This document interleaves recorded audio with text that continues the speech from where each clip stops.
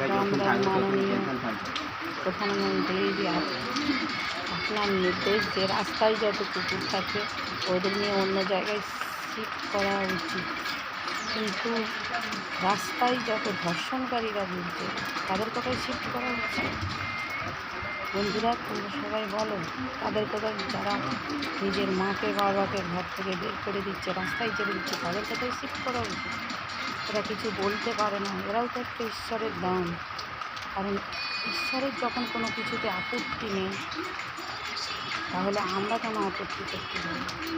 তাই আমাদের বেশিরভাগই এই বাজেট তুলতে বাজেয়াপ্ত করার জন্য আমাদের সবাইকে এগিয়ে আসা উচিত। যারা অন্যায়ের পর অন্যায় করে যাচ্ছে, যারা দিনের পর দিন মানুষের প্রতি অত্যাচার করে যাচ্ছে, তাদের কোনো শাস্তি নেই। শুধু যত শাস্তি এই বেজবানদের প্রতি। আমি এত কথাবার্তা গুছিয়ে বলতে পারি না বন্ধুরা, যেটা ঠিক লাগবে সেটাই বলছি। যদি কিছু ভুল বলি সেটা আপনারা একটু মানিয়ে নিয়ে নেবেন।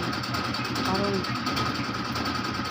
আমি একজন উদ্যোগী, কারণ আমারও অনেক বাচ্চা আছে, 15খানা বাচ্চা আছে।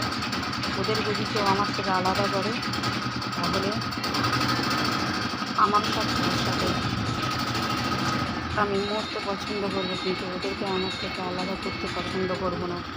বন্ধুরা, তাই সকলে আপনারা এগিয়ে আসুন, এই বিল বাজেয়াপ্ত করুন।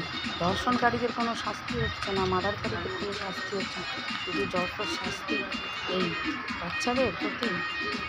রাম রাম বন্ধুরা, আপনারা সবাই এগিয়ে এসুন।